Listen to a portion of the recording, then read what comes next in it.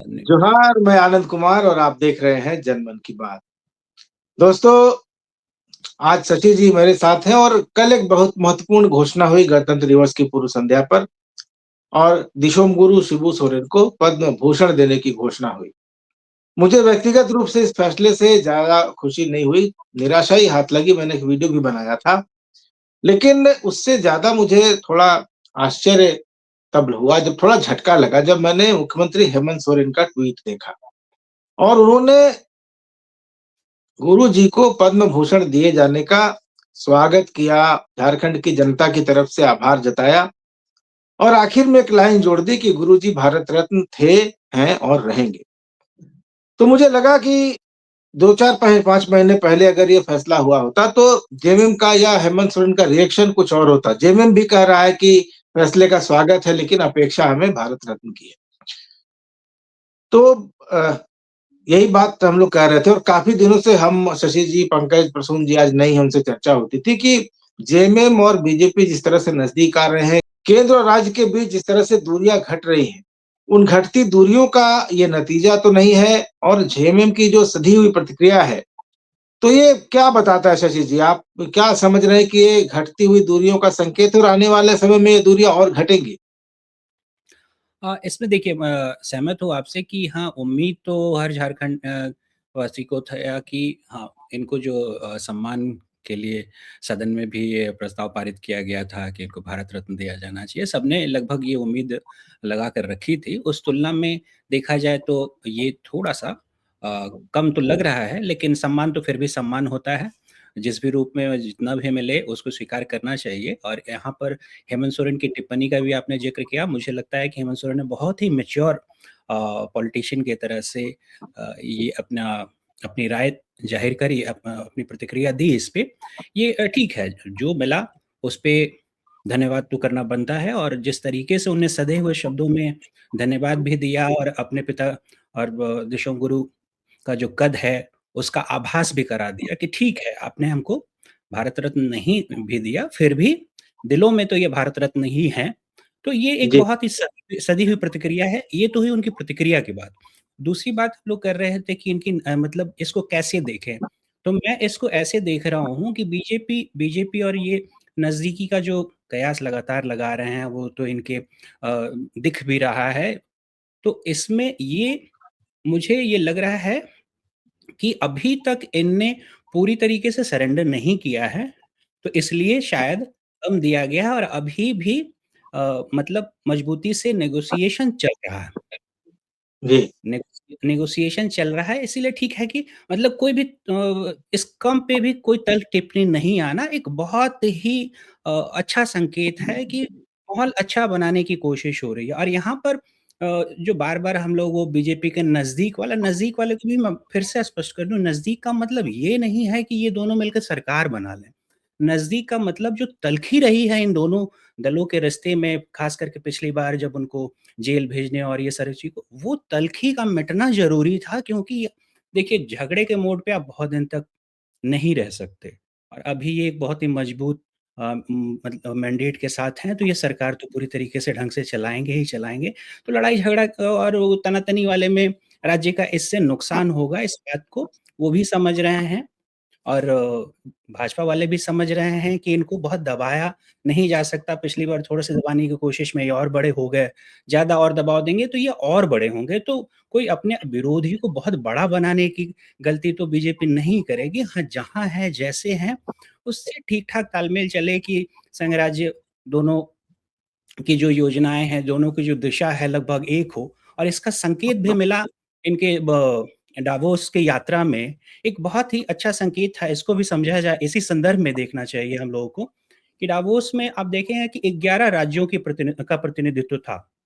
झारखंड जी, पहली बार वहाँ गया था और वहाँ पर 2 जगह पे ये कैंप था, 10 राज्य एक जगह थे और एक कांग्रेस शासित राज्य वो दूसरे आउटलेट उन्होंने वहाँ पर स्थापित किया था। तो 10 के 10 जो थे, 10 में 9 बीजेपी शासित राज्यों के प्रतिनिधि थे। उसी उसी खेमे में हेमंत सोरेन को भी बहुत सम्मानजनक तरीके से एक्कोमोडेट किया गया था।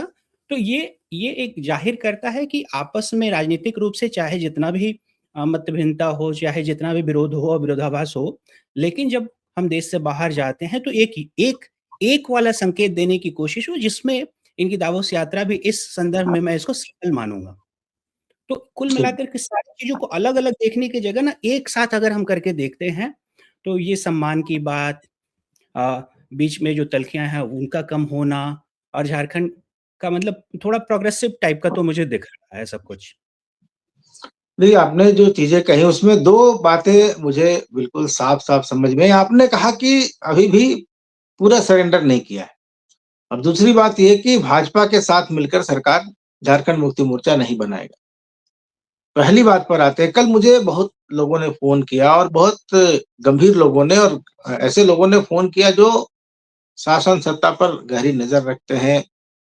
उन्होंने कहा कि ये पूरी तरह सरेंडर कर गए, क्योंकि अगर पद्म भूषण के बाद भी कोई प्रतिक्रिया नहीं है, स्वागत हो रहा है, तो एक तरह से इसको कंप्लीट सरेंडर माना जाए। क्योंकि उन्होंने उदाहरण दिया कि मुलायम सिंह यादव जिन्होंने कारसेवकों पर गोली चलवाई थी, उनको मोदी सरकार ने पद्म विभूषण दिया। शरद पवार को दिया गया। शरद पवार का क्या योगदान है भारत की राजनीति में जोड़-तोड़ के अलावा इसको बहुत लोग जानते हैं अच्छी तरह से। उनको भी पद्म विभूषण मिला है। कड़िया मुंडा का उदाहरण दिया गया 2019 में उनको मिला, 8 बार सांसद रहे हैं, उनकी कुल उपलब्धि यही है कि 8 बार सांसद रहे हैं, लोकसभा के पूर्व उपाध्यक्ष रहे। लेकिन शिबू सोरेन जिन्होंने अलग-अलग आयामों में झारखंड को और उस समय एकीकृत बिहार में आदिवासियों का उन्होंने धर्मांतरण रोका जब एक समय क्रिश्चियनिटी और चर्च काफ़ी हावी हो रहे थे। उन्होंने आदिवासियों को अपनी जड़ों से जोड़ कर रखा, महाजनी प्रथा के खिलाफ आंदोलन किया, पढ़ाई के लिए उन्होंने पाठशालाएँ, रात्रि पाठशालाएँ खुलवाई, नशा मुक्ति के खिलाफ उन्होंने संघर्ष किया। झारखंड के लिए जो आंदोलन किया वो हम सब जानते हैं, राज्य बनने के बाद 3 बार मुख्यमंत्री रहे, 8 बार सांसद रहे, विधायक रहे, सब कुछ रहे। इतना बड़ा उनका जो था और एक तरह से एक इस रीजन में आदिवासियों के सबसे बड़े नेता रहे। तो तुलना होने लगती है तुरंत, कोई भी पुरस्कार, कोई भी सम्मान किसी को मिलता है तो हम तुरंत तुलना करते हैं। उस तुलना में अगर देखें तो गुरुजी का कद मुलायम सिंह यादव या शरद पवार या कड़िया मुंडा से कहीं ज़्यादा विशाल दिखाई देता है। उसके बावजूद उनको सिर्फ पद्म भूषण दिया जाना कइयों को खटक रहा है। हालाँकि मुख्यमंत्री ने स्वागत कर दिया तो विरोध के स्वर वहीं दब गए, लेकिन अभी भी मलाल कुछ न कुछ है। तो इसको क्या कंप्लीट सरेंडर देखा जाए या देखा जाए कि ये अभी बार्गेनिंग का है और आगे रास्ते खुले हैं, जैसे-जैसे संबंध प्रगाढ़ होंगे, वैसे-वैसे सम्मान मिलेगा, क्योंकि सम्मान भारत रत्न तो आखिरी सम्मान है, इससे ऊपर कोई सम्मान होता नहीं है। पद्म विभूषण भी मिलता है मरणोपरांत, धर्मेंद्र को मिला अभी उनको। तो ये रास्ता क्या खुला रहेगा? और जहाँ तक सरकार बनाने की बात है, मैं हम सब जानते हैं कि बीजेपी भी नहीं चाहेगी कि सरकार में शामिल हो और हेमंत सोरेन भी नहीं चाहेंगे कि वो बीजेपी के साथ जाकर सरकार बनाएँ। लेकिन सवाल है कि जो बीजेपी का एक टारगेट है कांग्रेस मुक्त भारत का, तो क्या झारखंड में जो सरकार चल रही है, उसको कांग्रेस मुक्त करने की दिशा में कोई काम होगा? ये 2 सवाल मेरे हैं कि क्या ये कंप्लीट सरेंडर नहीं माना जाए और क्या कांग्रेस मुक्त होगी झारखंड की सरकार? क्योंकि चर्चाएँ चल रही हैं अभी। पहले सवाल को 2-3 तरीके से देखते हैं। सबसे पहले तो बिहार, झारखंड जैसे जो पिछड़े राज्य रहे हैं, इनको कुछ भी सेंटर से हो चाहे गवर्नमेंट बीजेपी की रही हो या कांग्रेस की रही हो, देने की जब बात आती है तो हमेशा कंजूसी की जाती हो, चाहे यहाँ के का अधिकार हो या यहाँ के लिए सम्मान हो। तो मैं इसको उसी संदर्भ में देखता हूँ कि और गुरुजी की का जो स्ट्रेचर था, उसमें तो नो डाउट आपने जितना कहा वो बिल्कुल सही बात है, वहाँ पर इसमें कहीं कोई कमी नहीं है। लेकिन जब यहाँ के लोगों को जब देने की बात आती है, इन राज्यों को जब देने की बात आती है, केंद्र हमेशा कंजूसी करता है, इसमें कोई मतलब ये छुपी हुई बात नहीं है। ये नेहरू जी के ज़माने से लेकर के आज तक ऐसा ही चलता रहा है। तो ये भारत रत्न ना सही पद्म विभूषण तक तो जाना ही चाहिए था, ऐसा मुझे भी लगता है। लेकिन चलिए अभी वाली लिस्ट को देखें तो हाँ, अच्युतानंदन को पद्म भूषण मिला है। केरल के जो प्रख्यात यहाँ वामपंथी नेता थे, यहाँ घनघोर भाजपा विरोधी थे, उनको केंद्र सरकार ने पद्म विभूषण दे दिया। गुरुजी का तो मिला-जुला अनुभव रहा, भाजपा के साथ भी रहे, भाजपा के खिलाफ भी रहे और उनका अपना जो अचीवमेंट है वो अलग। इधर आप देखेंगे तो पिछले 10-12 सालों में पद्म सम्मान की गरिमा काफ़ी बढ़ी और काफ़ी योग्य लोगों को मतलब जिनको मिलना चाहिए वैसे लोगों को, लेकिन ये भी अभी भी ये मात्रा जो है तकरीबन 80% के आसपास बहुत सटीक हो गया है। लेकिन जहाँ तक बात फिर राजनीति से जुड़े लोगों को जो सम्मान की बात आती है, वहाँ पर राजनीति से जुड़े लोगों का के सम्मान की बात है, तो वहाँ राजनीति भी होगी। ये जो 20% का जो ग्रे एरिया है पद्म सम्मान में, ये बना रहेगा। ये राजनीति के लिए एक बफर ज़ोन है। इसको उसी तरीके से ट्यून करा जाएगा। पिछले बार बिहार में चुनावी साल था, तो वहाँ पर एकदम से गुमनाम हो चुके कर्पूरी ठाकुर जी को भारत रत्न दे दिया गया। हर किसी के लिए हैरानी वाली बात थी। लेकिन चूँकि ये सारे सम्मान जो है राजनीति साधने के लिए हो रहे होते हैं, तो वो राजनीति तोल-मोल के हिसाब से ही ये सारे सम्मान दिया जाएगा। तो मतलब गुरुजी के सम्मान को भी उसी संदर्भ में देखा जाए। इससे इससे इनका कद ना घटना है, ना बढ़ना है। जो इनका कद रहा है, वो रहेगा, सबके दिलों में राज करते हैं, वो आगे भी करते रहेंगे। रही बात सम्मान के साइज़ की, तो ये सम्मान की साइज़ पूरी तरीके से राजनीति से है और इसको मैं एक थोड़ा-सा हल्के टोन में कहना चाहूँ कि मान लीजिए जब हम लोग बचपन में सरस्वती पूजा के लिए चंदा लेने जाते थे, जी। ₹51 भी लेके जाते थे, लेकिन अगर कोई ₹11 भी दे, तो हम मतलब दुखी नहीं होते थे। हमारे लिए वो ₹11 भी बड़ी मतलब सरस्वती माँ का आशीर्वाद है, ऐसा समझ के हम खुशी-खुशी धन्यवाद देकर के ही आते थे। तो इसको उस तरीके से ही देखा जाए सम्मान, सम्मान होता है और इसमें राजनीति भी छुपी हुई है तो उस तरीके से देखें और इसमें कहीं भी कोई तलखी जैसी बात सम्मान वाले बात में तो कम से कम नहीं है। अब रही बात कांग्रेस वाले पार्ट में, तो कांग्रेस में यहाँ झारखंड कांग्रेस में सब कुछ ठीक चल रहा है, ऐसा तो कोई कांग्रेसी भी नहीं कह सकता। नहीं, वहाँ कुछ तो अभी तो 4-5 लोग दिल्ली जाके लौट के आए हैं। यहाँ यहाँ सब कुछ ठीक तो नहीं चल रहा है, ये सब कोई जानता है और मतलब वो अभी तो मैंने अब हमने तो ये भी सुना कि वो गए हैं वहाँ सब शिकायत लगाने कि ये जो 4 मंत्री हैं, ये बाकियों से एकदम से डिस्कनेक्ट हैं, पार्टी के हिसाब से नहीं चल रहे हैं। बहुत सारी शिकायतें हैं। अब हवा तो ये भी उड़ रहा है कि अब हेमंत सोरेन लौटेंगे तो मंत्रिमंडल का विस्तार करेंगे, का पुनर्गठन करेंगे, उसमें हो सकता है कुछ चेहरे कांग्रेस वाले बदले भी जाएँ। वैसे भी मंत्रिमंडल का विस्तार तो बाकी है, रामदास सोरेन के बाद जो पद खाली है उसको भरना ही है। तो उस बहाने हो सकता है एक आध चेहरे बदले जाएँ, कुछ फेर-बदल हो, ऐसा तो संभव है। और कांग्रेस तो हमेशा से बीजेपी के लिए तो एक मतलब उनका टारगेट पे तो हमेशा ही रहता है, वो तो हमेशा चाहेंगे कि ये ज़्यादा से ज़्यादा परेशान हों, ज़्यादा से ज़्यादा कमज़ोर हों। तो उस संदर्भ में भी वो तो मज़े ले रहे होंगे वो सारे बीजेपी के लोग कि भाई कांग्रेस आपस में उलझी रहे। हेमंत सोरेन की सरकार में वो कमज़ोर स्थिति में बनी रहे, जिससे कि वो अच्छा महसूस करते हैं। तो उसी तरीके से देखा जाए कांग्रेस वाले अपना घर ठीक करें, तो फिर मजबूत स्थिति में लौट आएँगे। कांग्रेस का तो ये चलता है, पिछली सरकार भी जो हेमंत सोरेन की थी उसमें 4 मंत्री थे कांग्रेस के, बन्ना गुप्ता थे, बादल थे, रामेश्वर उरांव थे और आलमगीर आलम थे। इनके खिलाफ भी 11-12 लोग जाके जमे थे। कई दिनों हुँ। तक जमे रहे, खूब हंगामा हुआ, अल्टीमेटली कुछ हुआ नहीं। इस बार भी गए हैं, इस बार जो दीपिका पांडे खुद मंत्री है, ये भी गई थी पिछले बार दूसरे मंत्रियों के कामकाज की शिकायत करने, अब इनकी शिकायत हो रही है। ऐसे हुँ। बाकी मंत्री भी हैं, तो ये कांग्रेस में चलता रहता है। अब ये तो कांग्रेस आलाकमान कितना दबाव में आएगा और हेमंत सोरेन क्या नफा-नुकसान देखेंगे, वो एक देखने वाली बात होगी। लेकिन ये कांग्रेस चर्चा चल रही है कि हेमंत लौटेंगे, कुछ न हुँ। कुछ होगा मंत्रिमंडल में फेरबदल होगा।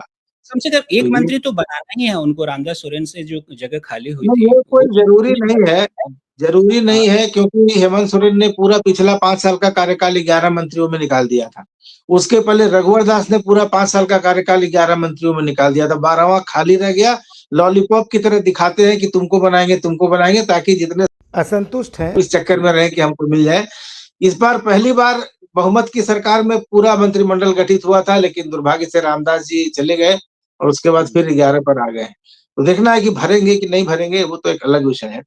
लेकिन हम लेकिन बात मान कर के रहे थे। चलते हैं कि भरने की संभावना इसलिए भी दिखती है कि थोड़ा-सा ये वाला गवर्नमेंट पिछले की तुलना में मुझे ज़्यादा मजबूत दिखती है और भले ही ये कांग्रेस और जेएमएम की साझा सरकार है, लेकिन अगर इम्प्रेशन जो पड़ता है या जो जिस तरीके से ये सरकार चल रही है, इसमें लगता है कि ये जेएमएम की सरकार है, कांग्रेस समर्थित जेएमएम की सरकार है, कांग्रेस के मंत्री भी कांग्रेस के मंत्री नहीं लगते हैं, कभी भी। वो जिस तरीके से हेमंत सोरेन से अपनी नज़दीकी बनाने की कोशिश करते हैं, आप अगर आप देखेंगे यहाँ तक कि सार्वजनिक जगहों पे जिस तरीके से फ़ोटो खिंचाने के लिए कांग्रेस के जो बड़े नेता हैं लालायित रहते हैं, मतलब ऐसा ऐसा करीबी दिखाने का प्रयास वो सिर्फ़ गांधी परिवार के साथ करते दिखते हैं, तो वो वाला सम्मान देता मुझे दिखता है यहाँ पर कि ये छोटे गांधी यहाँ हैं, बड़े गांधी वहाँ पे हैं। तो इस तरीके से तो ये हेमंत सोरेन की सरकार है, कांग्रेस जेएमएम की नहीं, ये हेमंत सोरेन की सरकार है। अब वो अगर उनको मन हुआ तो एक मंत्री की जो जगह खाली है वो भर लें, या कांग्रेस में से चारों को निकाल के फिर से नए 4 कांग्रेसी को दें मौका, या उसमें से किसी 1-2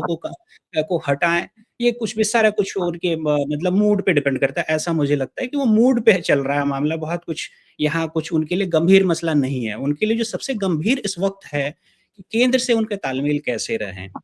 और सारा फ़ोकस मुझे इनका वहीं जाता दिख रहा है, और जिस तरीके से झारखंड का इमेज मेकओवर की तरफ जो सारा एक्सरसाइज़ चल रहा है, क्योंकि आखिर में सब कुछ चलना पैसे से ही है।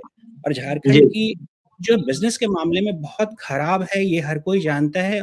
और जब से ये मतलब इन्वेस्टमेंट लाने की बात कर रहे हैं, तो इनको ये स्ट्रगल करना पड़ रहा होगा। साल भर से बहुत स्ट्रगल, पिछले साल भी ये अप्रैल में गए थे, वो तो नतीजा एकदम से पूरी तरीके से फ्लॉप शो था। उसकी तुलना में इस बार की यात्रा थोड़ी बेहतर मानी जाएगी। इस बार मतलब बहुत सारे संकेत ऐसे मिल रहे हैं कि पिछले बार से स्थिति सुधरी है।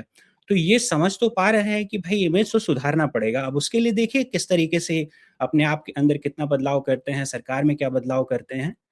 ये देखने वाली बात होगी। तो एक तरफ जैसे केंद्र राज्य के संबंधों में सुधार दिख रहा है थोड़ा बहुत, और आगे संभावना भी दिख रही है। लेकिन दूसरी तरफ भाजपा जो है राज्य में, प्रदेश में, बाबूलाल मरांडी को आप देखिए डेली न किसी बहाने हेमंत सोरेन को वो टारगेट करते हैं। तो क्या ये मैसेज जो है वो डाउन द लाइन नहीं आया है, या कोई और बात है कि नीचे जो कड़वाहट है वो अभी खत्म नहीं हुई है? बाबूलाल मरांडी को देखिए, वो रोज कोई ना कोई फाइल, कोई ना कोई प्रेस कॉन्फ्रेंस लेके बैठते हैं और निशाना अपना साधते रहते हैं। बाबूलाल जी बहुत ही सीज़न्ड पॉलिटिशियन हैं, और मतलब जब तक चीज़ें साफ-साफ संकेत ना मिले तब तक तो उनको विपक्ष की भूमिका तो निभानी ही है। और अभी जिस तरीके से अध्यक्ष में बदलाव हुआ है, यहाँ हमारे नए अध्यक्ष जो बने हैं, और जो जिस दिन से बने हैं वो रांची से बाहर रहने की उनकी ज़्यादा जो कोशिश है, जिला-जिला घूम करके अपने कार्यकर्ताओं का उत्साह बढ़ा रहे हैं। एक अलग तरह की राजनीति जो यहाँ की कमी मानी जाती थी बीजेपी में, कि ये धड़ों में बँटी हुई है, गुटबाज़ी यहाँ बहुत ज़्यादा है। तो ये बीजेपी के नए अध्यक्ष जो आदित्य साहू जी, उस गुटबाजी वाले जो कलंक है उसको मिटाने के लिए जिस शिद्दत से काम करते दिख रहे हैं, ये बीजेपी वालों के लिए बहुत अच्छा संकेत है। और रही बात तब तक स्टॉप लॉक, जब तक कि बहुत तरीके से आलाकमान से निर्देश ना मिल जाए, तब तक उनको विपक्षी दल की भूमिका तो निभानी ही होगी ना। तो वो बाबूलाल जी अपना रोल बहुत अच्छा प्ले कर रहे हैं कि भाई कुछ ना कुछ करके कोई ना कोई मुद्दा तो देते रहना है। भले वो कोई हर मुद्दे को नतीजे तक नहीं पहुँचा पा रहे हैं। सिर्फ़ और सिर्फ़ अनुराग गुप्ता को पद से हटवाने को लेकर के, उसके अलावा लगभग बस हर मुद्दा बता दे रहे हैं कि ये मुद्दा है, लेकिन उसको एकदम जो परिणति तक एकदम ज़मीन पे लेकर के उसको नतीजे तक पहुँचाने वाला मतलब क्या बोलते हैं वो चीज़ अभी भी दिख नहीं रही है। शायद नए अध्यक्ष के लिए वो ग्राउंड तैयार करके देना चाहते हैं कि भई अब आपके लिए तब तक, जब तक आप अपना ज़मीन बना लें, तब तक हम यहाँ पर मोर्चा सँभाले हुए हैं। इसलिए लगातार जो प्रेस कॉन्फ्रेंस करके रोज़ नए-नए मुद्दे देते हैं, मीडिया के लिए तो ख़ैर बहुत तो अच्छा है कि कुछ न कुछ हमको मिलते रहता है। लेकिन वो एक विपक्ष की भूमिका जो होनी चाहिए वो निभा रहे हैं। और कभी भी देखिए बहुत आक्रामक होता है, जिसको कहते हैं ना कि एक विपक्ष होता है कि जो भी है हम एकदम आर-पार वाली लड़ाई लड़ते तो कभी नहीं देखे। प्रेस कॉन्फ्रेंस करना, मुद्दे मुद्दे को सामने करना, मीडिया में उसके लिए जगह बनाना, बहस क्रिएट करना, यहाँ तक ठीक है, लेकिन उसको ज़मीन पर ले जाकर के एग्ज़ीक्यूट करने वाला तेवर अभी तक मिसिंग है। हो सकता है जो नए वाले अध्यक्ष हैं वो मतलब जो एकदम कार्यकर्ता से ऊपर तक गए हैं, कार्यकर्ताओं से उनका कनेक्ट एक अलग किस्म का है, वो शायद कुछ बज़ क्रिएट करेंगे। तब तक स्टॉप लॉक अरेंजमेंट में बाबूलाल जी बहुत अच्छा विपक्ष की भूमिका निभा रहे हैं।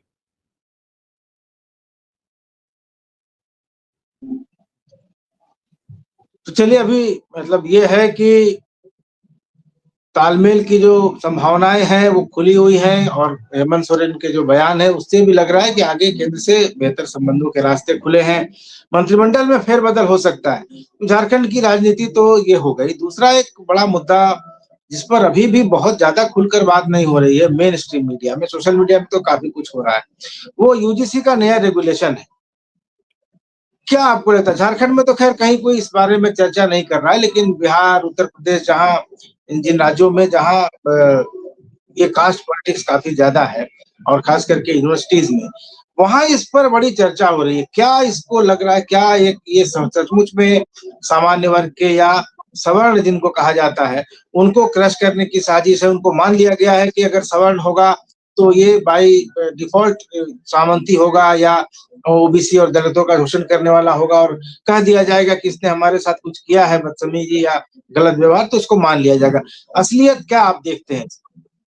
देखिए ये कन्फ्यूजन तो एक बहुत क्रिएट हो ही गया है इस मुद्दे पर लेकर के, और अभी तक तस्वीर साफ नहीं है मेन स्ट्रीम मीडिया में, तो बोलने से लोग बचेंगे ही। कारण की है कि ये जो सवर्ण वर्ग है, ये ठोस वोट बैंक के रूप में कहीं भी अब उतना प्रभावी नहीं रह गया है। और जब लोकतंत्र में जब वोट बैंक की राजनीति का जब सवाल आता है, तो हमेशा उसकी साइज को देख करके उसके मुद्दे आगे बढ़ते हैं। और ये मिसकम्युनिकेशन भी है।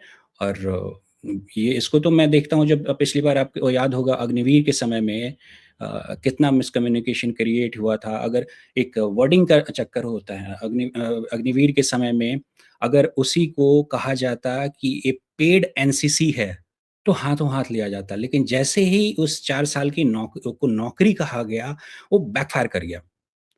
तो यहाँ यहाँ भी मंशा अगर समानता की है, तो इसमें इसमें ये बात भी होनी चाहिए थी कि इसमें मैलिशियस जो इंटेंशंस हैं, मान लीजिए कि आपके खिलाफ मैं झूठी शिकायत लेकर के पहुँच जाता हूँ, तो अगर आप सही में दोषी हैं, तो आपको तो दंड मिलना चाहिए। लेकिन अगर मैं झूठी शिकायत लेके आपके पहुँचता हूँ और ये साबित होता है कि मैं झूठा हूँ, तो मुझे भी दंड का भागी होना चाहिए। तो ये छोटी-छोटी चीज़ें हैं, मामूली सा बदलाव है, ये बदलाव कर देंगे, मुद्दा ही खत्म हो जाएगा। तो ये, और हमेशा से देखा जाए तो सवन मतलब ये भी समझ रहे हैं कि राजनीति में हम संख्या में कम हैं, और इस वक़्त जिस तरीके से सबको लेके चलने वाली बात है, सबका साथ और सबका विकास वाला जो नारा है, तो बहुत बड़ी संख्या दूसरी कम्युनिटीज़ का है।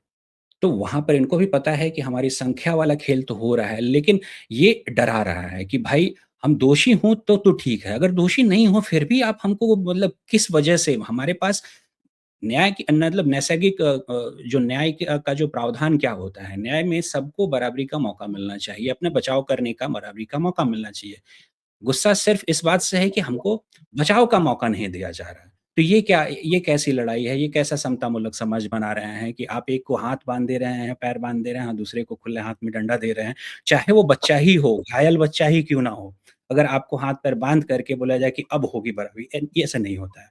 न्याय का ये जो नैसर्गिक सिद्धांत है, ये उसके खिलाफ है। सिर्फ़ एक चीज़ इसके भीतर होना चाहिए कि भाई जो गलत अगर शिकायत लेके जाता है, तो उसके लिए भी दंड का प्रावधान होना चाहिए। मामूली सा एक बदलाव करेंगे, सब नॉर्मल हो जाएगा। और ऐसा नहीं है कि हम लोगों ने अतीत में देखा नहीं है कि बहुत सारे ऐसे कानून हैं जिसका कि मिसयूज़ बहुत बहुत ज़्यादा हुआ है। उससे जी। समाज में बहुत बिखराव भी हुआ है। कम से कम उससे सबक लेकर के ऐसा कोई नया विधान ना बनाया जाए जिससे कि एक और लेयर पे टूट हो। कानून का तो यही होता है ना राज, कि भाई वो सबके लिए समान रूप से मौका देता है। ऐसा नहीं होना नहीं, चाहिए कि डर इस भई बात का है शशि जी कि अभी विश्वविद्यालयों में जाति आधार पर नियम बन रहे हैं कि ऐसा हो रहा है। फिर समाज में फिर जो कानून बना है, जो संविधान कहता है कि हर नागरिक बराबर है, कल को आप हुँ। वहाँ भी लागू कर देंगे कि अमुक जाति के लोग अगर अमुक एसटी अभी तो एससी एट्रोसिटी एक्ट था, अब उसमें अगर ओबीसी को डाल दें, तो एक वर्ग को तो आप बिल्कुल कुचलने पर आमादा हो गए हैं और सिर्फ इसलिए देखिए, 2 क्योंकि दिन पहले हम और आप चर्चा कर रहे थे, याद होगा आपको जी, कि मतलब किसी मित्र की चर्चा आई, तो मैंने आपको बताया भी कि मेरे कई सारे मित्र ऐसे हैं जो मैं उनको सालों से जानता हूँ, लेकिन मैं उनकी जाति नहीं जानता। तो जब कम से कम अब हम लोग, मतलब आप अपने उम्र का आधा शतक पूरा कर चुके हैं लगभग, मैं भी अब छूने को हूँ। इतने दिनों में कम से कम हम लोगों ने निजी स्तर पे तो ऐसा भेदभाव अपने आस-पास नहीं देखा है। तो अगर अतीत में कभी रहा होगा तो उसके साक्षी हम नहीं हैं। तो अब हमें उसकी सज़ा नहीं मिलनी चाहिए जो हमने नहीं किया। हमारे बच्चों को वो सज़ा नहीं मिलनी चाहिए जो उन्होंने नहीं किया। और 75-78 साल बहुत वक़्त होता है किसी भी व्यवस्था साबित होने के लिए। अगर अभी तक अगर संविधान में ये व्यवस्था दी गई थी कि अब कि तो अगर 2 जनरेशन, तीसरा जनरेशन खत्म होने को और अभी तक वो नहीं हुआ है, इसका मतलब आपके उस सिस्टम में फ्लॉ है, वो सिस्टम आपका प्रॉब्लमेटिक है। आप उसको नए सिरे से उसके रिविज़िट कीजिए, उसके सारे प्रावधानों को नए तरीके से मतलब देखिए, कि राजनीति जी। करना चाहते हैं वो अलग बात है, लेकिन बात हमेशा मैं चीज़ों को नीयत को पकड़ता हूँ। अगर आपकी नीयत सबको साथ लेके चलने की है, तो वो दिखना चाहिए, आपकी नीतियों में दिखना चाहिए, आपके व्यवहार में दिखना चाहिए। अगर मैं कहता हूँ कि मैं जाति और धर्म को लेकर के मैं समावेशी हूँ, तो ये मेरे बोलने भर से नहीं होगा, मेरे आस-पास के मेरे मुझे जानने वाले मेरे इष्ट मित्र जो हैं, वो इस बात की गवाही देंगे कि हाँ, मैं जो कह रहा हूँ कि भई मैं जाति और धर्म के आधार पे मैं समावेशी हूँ, तो वो वहाँ दिखेगा और मैं बोलूँ यहाँ कुछ और वहाँ पर मेरे अगर जातिगत आधार पे अगर मैं दोस्ती करूँ, जातिगत आधार पे मैं अपने व्यवसाय का निर्णय लूँ, जातिगत आधार पे अपने अपने अड़ोस-पड़ोस का निर्णय लूँ, तो वहाँ पर फिर मतलब फिर इसको कहते हैं ना वो थोड़ा-सा एक वो दोगलापंथी वाली बात हो जाएगी। नियत नहीं, ये आपके तो साथ हुँ, नियत तो बाद में, जैसे अभी मान लीजिए कि किसी विद्यालय में, विश्वविद्यालय में, अस्पताल में, संस्थान में कोई घटना हो गई, 2 लोग लड़ गए। तो लड़ते दोनों को समय मिलना चाहिए लड़ते मौका। समय लड़ते हाँ, समय लोग एक-दूसरे की जाति देखकर नहीं लड़ते हैं।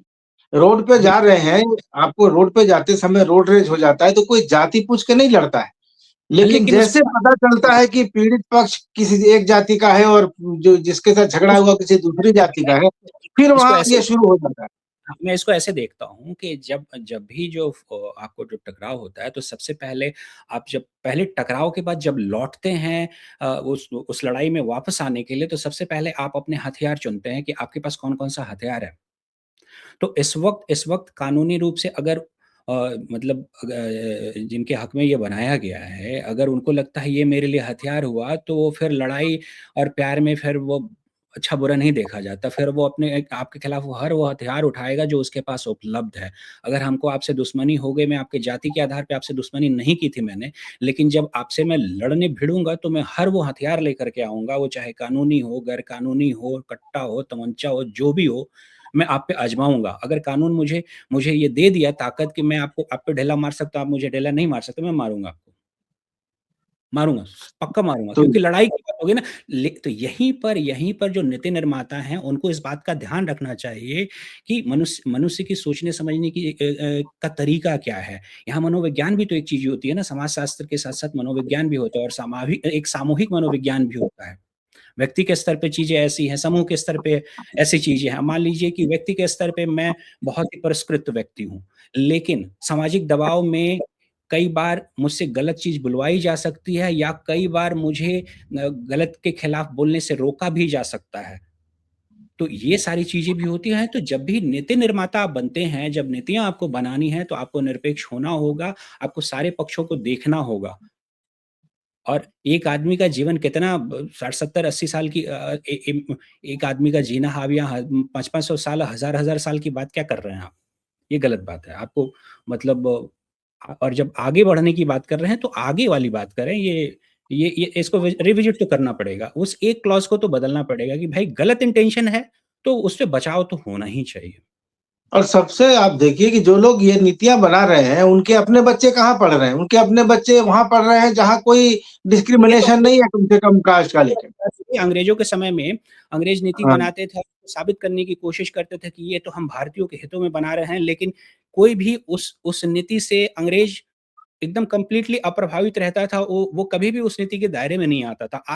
आज ये सवाल लोग पूछने से कतराते हैं, लेकिन हर एक को अपने आस-पास के उस राजनेता से ये सवाल पूछना चाहिए, पार्टी लाइन उससे अलग हट के भी, चाहे आपका कोई भी नेतृत्व हो, उसको पूछा जाना चाहिए कि भाई तुम मेरे बच्चों को लेकर के रैली में जाते हो, तुम्हारा बच्चा कहाँ है? क्यों नहीं पूछते? जब तक ये बिल्कुल। सवाल करेंगे, आपको आपको इस तरीके से आपके बच्चों को बरगलाया जाएगा। अभी यहाँ पर यही बात अगर बढ़ जाती है, लड़ाई-झगड़ा कैंपस में शुरू हो जाता है, तो कौन होंगे? जिनने नीतियाँ बनाई हैं वो? नहीं, सबके बच्चे तो विदेश पढ़ रहे हैं साहब। हुँ। सारे लोग बच्चे विदेश पढ़ रहे हैं या अगर भारत में भी हैं तो बड़े सुरक्षित माहौल पे हैं।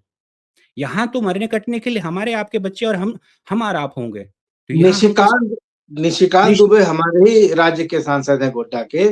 सबसे उनकी क्या ज़्यादा ही वही बचाव कर रहे हैं और लोग आज़ाद उदाहरण दे रहे हैं कि आपका एक बेटा अमेरिका में नौकरी कर रहा है, दूसरा कहीं लॉ पढ़ रहा है विदेश में, आप तो किस मुँह से आए हैं? ये लोग जब देशभक्ति की बात करते हैं और राष्ट्र निर्माण की बात करते हैं, स्वदेशी की बात करते हैं, तो मतलब अजीब लगते हैं, मतलब हास्यास्पद लगते हैं, और फिर भी लोग इनको वोट देते हैं। नहीं देना चाहिए इन लोगों को वोट। पहले बुलाइए अपने बेटे को, एडमिशन कराइए देवघर में। देवघर में एडमिशन कराइए। नहीं बिल्कुल। कराएँगे ना?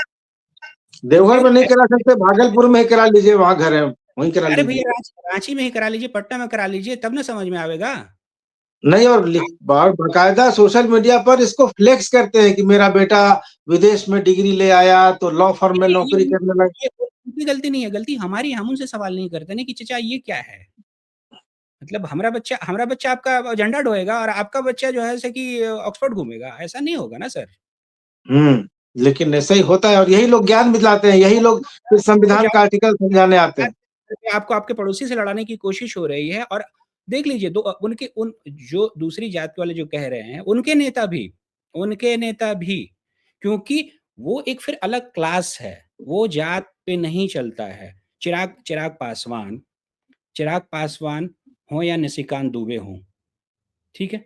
ये दोनों एक क्लास हैं। ये बिल्कुल, यहाँ पर पासवान और यहाँ पर पंडित जी नहीं हैं, ये राजनेता हैं। ये राजनेता हैं।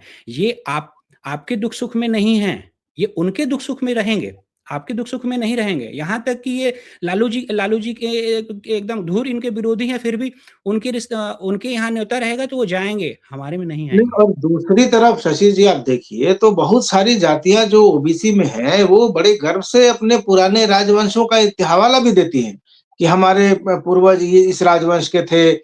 तो भाई आप भी तो उस क्लैन में रहे, सामंतवादी व्यवस्था में रहे, आज आपको ओबीसी में डाल दिया गया है। तो अब आपको ये अधिकार मिल गया है कि किसी बेचारे गरीब आदमी को आप अगर वो आप फॉरवर्ड है, आपको तो आप एक एक ज़मीनी सच्चाई बताऊँ आनंद जी, आप भी गाँव देहात से आपका भी मतलब नाता रिश्ता है। अगर आप गाँव में अगर जा कर के देखें, तो सबसे बुरे हालत में अगर कोई है इस वक़्त, तो वो सवर्ण जाति के गरीब हैं। बिल्कुल, इनको सरकार की जितनी योजनाएँ हैं, सबसे कम योजनाओं का लाभ इन्हें मिलता है। और इसको ये मेरे कहने पे ना जाएँ, आप जाएँ अभी जो है सो कि गेहूँ की फसल कटने का समय होगा, ठीक है? आप जाइए, आप देख लेंगे, जितने भी सवर्णों के दरवाजे पे, जो पहले गट्ठर का गट्ठर अनाज कट के आता था, उनके दरवाजे पे लगा होता था, और आज आप देखेंगे कि सवर्णों के दरवाजे पे सन्नाटा है, और मतलब पिछले कई सालों में जो दूसरे तबकों में विकास हुआ, अब उनकी उनकी उनके आंगन में या उनके दरवाजे पर ज़्यादा रौनक है। उनका रौनक खुशी देती। बराबरी की बात करें तो बराबरी तो अभी भी नहीं है। ये पिछड़ गए हैं और बहुत पिछड़ गए हैं सही मामलों में। आज के डेट में ग्रामीण इलाकों में सवर्ण दलितों से ज़्यादा बुरी हालत में हैं।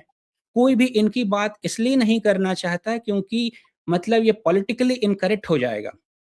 बिल्कुल। इनकी बात करना पॉलिटिकली इनकरेक्ट हो जाएगा, इसलिए नहीं बात होती है, जबकि ज़मीनी हकीकत मेरे बात से लोग इत्तेफ़ाक रखेंगे कि गाँव में थोड़ा-सा निरपेक्ष मतलब मन को थोड़ा हल्का करके जाना होगा, इसलिए नहीं कि शशि सिंह बोल रहे हैं तो इनके गाँव में जाना है। नहीं भैया, शशि सिंह नहीं, शशि चौधरी, शशि राम, शशि महतो कोई भी बोल रहा हो, आप जाके देखिए। मैं ज़्यादा दूर नहीं, मैं अपने आस-पास के, अपने रिश्तेदारों के, अपने गाँव की बात बता रहा हूँ। खुद मतलब लोग कहते हैं, मैं अपनी भी बात करूँ तो मुझे तो साला 4 पीढ़ी पहले तक तो सब गरीब ही दिख रहे हैं। कब हम राजा थे हमको तो पता ही नहीं। तो फालतू की बात हो बिल्कुल, गई ना। ज़मीनी ज सच्चाई अब एक जीवन मिला है, कितना आगे-पीछे कर रहे हैं। हमारा जीवन ठीक कीजिए ना महाराज।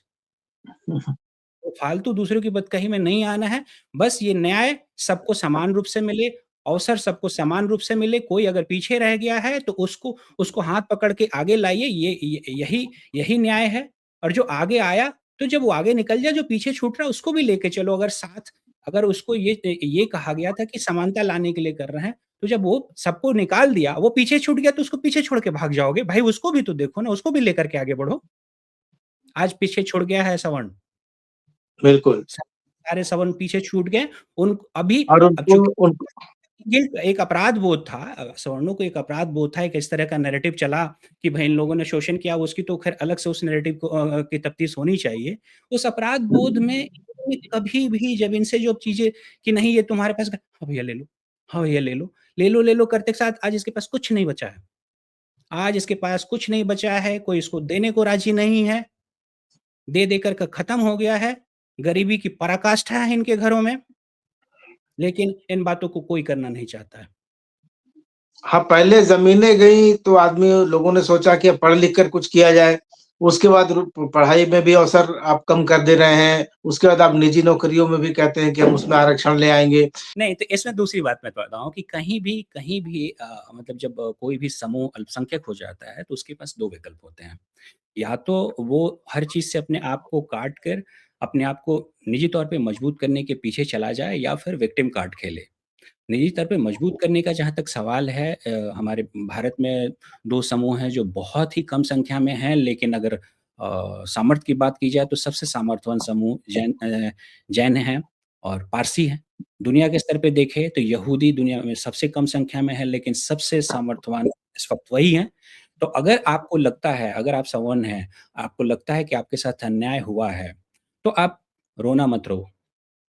अपने आप को मजबूत करो ना, नौकरियाँ नहीं है, ठीक कोई बात नहीं। आप अगर सामर्थ्य आपको लगता है, व्यापार करो। तो उसमें भी समस्या है ना शशि जी, ये सवर्णों में भी तो एकता नहीं है। अब एकता तो हमेशा एकता इतना मतलब मिसगाइडेड वर्ड है ना। एकता का इस्तेमाल हमेशा नकारात्मकता के लिए ही होते देखा गया। एकता क्यों चाहिए? शक्ति हासिल करने के लिए ना। शक्ति का क्या करेंगे आप? अचार डालेंगे। शक्ति का आप मतलब क्या बोलते हैं, गलत ही इस्तेमाल करेंगे। मैं हमेशा इसके खिलाफ रहा हूँ कि आप समूह में जुटिए। बिल्कुल नहीं ज़रूरी है समूह में जुटना। आप पहले अपने आप को समर्थ बनाइए। आप निजी तौर पे अगर पढ़े-लिखे नहीं हैं, आप स्वस्थ नहीं हैं, तो आपका कोई भी समूह आपको नहीं बचाएगा। आप एक बहुत छोटी-सी बात कहूँगा, बहुत मार्के की होगी। आप हमेशा जातिगत गोलबंदी करते हुए, आपकी जाति के जो सबसे संपन्न लोग हैं, वही करते हैं और हमेशा वो उन लोगों को जोड़ने की बात करते हैं, जो खुद भी संपन्न हैं। कभी भी जातीय गोलबंदी में कभी किसी गरीब को नहीं ढूँढा जाता। कभी किसी बिल्कुल। गरीब जातीय गोलबंदी में नहीं ढूँढा ढूँढा जाता कि आप भाई अब लाला जी हैं तो आपने मतलब कास्टों की गोलबंदी बनाई है तो हमेशा आप आईएएस कास्ट है और जो है सो कि प्रभावशाली हैं और ब्यूरोक्रेट हैं, इन लोगों को ढूँढते हैं। अपने गरीब का जो पीछे छूट गया है कास्ट उसको ढूँढते हैं? नहीं ढूँढते हैं। राजपूतों की गोलबंदी में कुँवर सिंह का झंडा लेकर के घूमेंगे लेकिन वो गरीब बच्चा जो पढ़ाई का फीस नहीं जुटा पा रहा है उसको उसको अपने दरवाजे से के अंदर नहीं आने देंगे। और करेंगे जात तो जाति के नाम पे भी ना सिर्फ राजनीति होती है। तो यहाँ पर इंडिविजुअल लेवल पे आपको मजबूत करना होगा, जाति आपकी चाहे जो हो, आप आदिवासी हो, मुसलमान हो, दलित हो, सवर्ण हो, आपको खुद अपना भाग्य लिखना होगा। मतलब मैं चीज़ों को ऐसे देखता हूँ और रही बात ये तो एक ये मतलब जो अभी हो रहा है मुद्दा, ये तो बैकफ़ायर कर चुका है। जितनी जी। जल्दी इस पे कंट्रोल कर लें, वरना गुस्सा बढ़ेगा, फालतू का अननेसेसरी डिरेल होगा। बहुत अच्छे तरीके से सरकारें चल रही थी, सबका साथ, सबका विकास वाला नैरेटिव अच्छा चल रहा था। तो चलिए भाई, सवर्णों अपना-अपना देख लीजिए, हम लोग भी अपना-अपना देख लेंगे और झारखंड की राजनीति पर चर्चा हम लोग आगे भी करते रहेंगे और आपको अगर वीडियो अच्छा लगा हो तो इसको लाइक कीजिए, शेयर कीजिए और चैनल को अभी तक सब्सक्राइब नहीं किया है तो सब्सक्राइब ज़रूर कर लीजिए। आपका एक क्लिक से जो सब्सक्राइब आप करते हैं वो बड़ी ऊर्जा देता है, बहुत उत्साह देता है। शशि जी आपने समय निकाला और शहर से बाहर रहते हुए आप हमारे साथ जुड़े इसके लिए बहुत-बहुत धन्यवाद।